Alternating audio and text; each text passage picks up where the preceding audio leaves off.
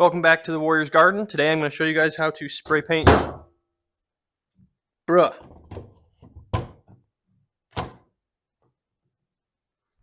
Today I'm going to show you guys how to spray paint your rifle.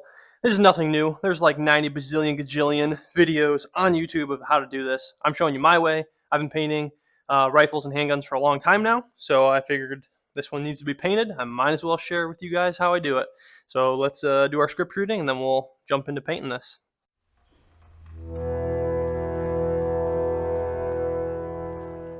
Today's scripture reading comes from Philippians 2:13.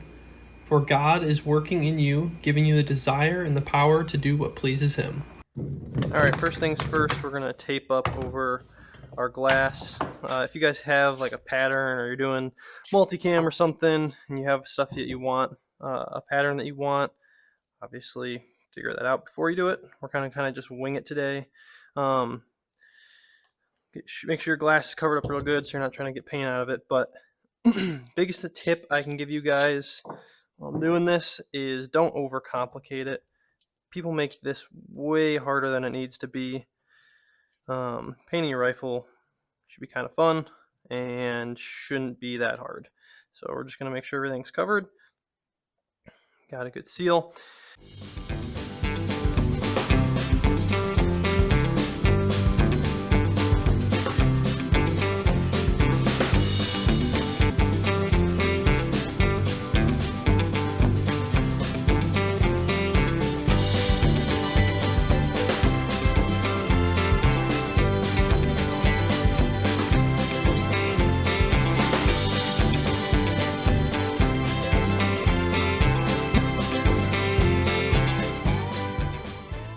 There you go. She's all ready. Wipe any dust off and dirt or whatever if you're super worried about it. But let's get into actually painting it. Alright, first thing I recommend you guys do when painting a rifle, even a handgun, is hang it up. It will make your guys' life so much easier in every way, shape, and form. I can show you guys that in a second. But makes it easier to use the spray cans, makes it easier to make sure lines are going well, you're not bent over. I don't know. I could go on for literal days about spray painting your rifle hanging versus over a cardboard box.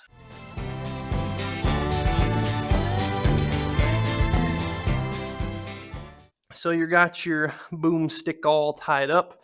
Oh, while you guys weren't watching, I taped my pistol grip and I took my foregrip off because I'm not a huge fan of having sticky paint on my hand. I don't know. It eventually dries, and it's like the first place that wears off. So, yeah, it wears off real fast, and I just don't care for it there. Anywho.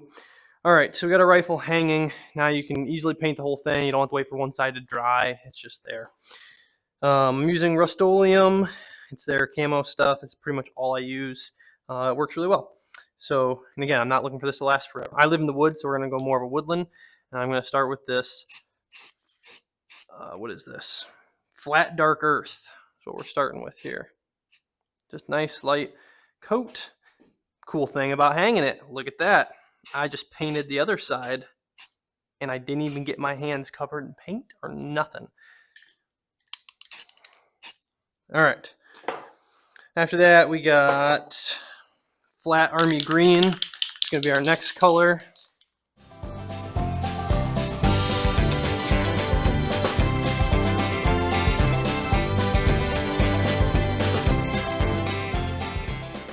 Don't worry about it being perfect first time around. You'll go back through and clean stuff up.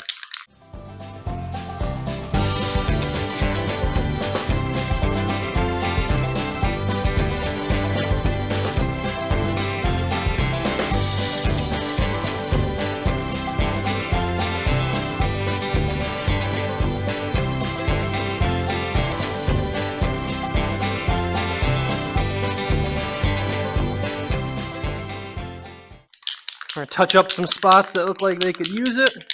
Essentially just kind of going back over lightly in the spots that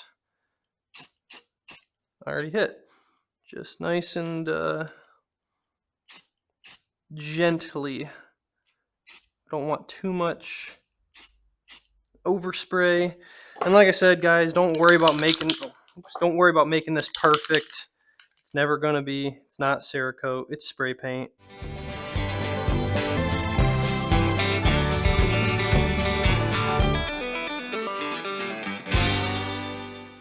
A little overspray in the barrel. That's all right. We'll let that dry for a second, and I'll show you guys the master tip next. I cheated. I filmed while you weren't watching. I opened up the buttstock and hit the buffer tube with a single coat, not two coats, super, super lightly, because I don't want it to be too thick and kind of impinge the movement of that buffer tube, or the stock over the buffer tube. Nice. All right. So now I'm going to bring you guys in real close and show you kind of what she looks like after she's dried for about 11 seconds. You can kind of see we got a lot of pretty straight lines, a little bit of overspray in some spots, but I'm going to show you what is going to be the key to bringing this build to life. And that is our fourth color, flat deep forest green. All right, so this is what I do with everything that I paint, of mine at least, that I just do spray paint on. I just essentially missed the gun with this, and it's just going to kind of add some dark spots to light spots and add some green to that dark brown. It just kind of wraps the gun together, in my opinion. I think it looks cool. I don't know. Don't hate me for it. Hold up. Another thing people do, and I have over here, and I've done on some of my rifles, this is just an old cut up hat. You can hold this to get on it and get some like netting look. I do it sometimes, I don't always do it. Not doing it on this one, but I'll show you guys. Basically, I'm just going to stand back here and give it a little misting. Look at that sucker spin. Some people might not like the way it looks. I don't know. I kind of dig it when you do stuff like this. Now you don't want to go full bore here and mess up your whole thing. You're just hitting those spots and adding some extra little color there. All right, I'll bring you all in now so you can see what I'm talking about, if you're even able to. You can kind of see right there, there's some darker on that light tan. Shows up on that lighter green as well. You can kind of see it there. It just kind of brings it together, in my opinion. You can see it's a little bit lighter than the brown. But yeah, let's let this dry, and then we'll throw it on the table for you guys to see.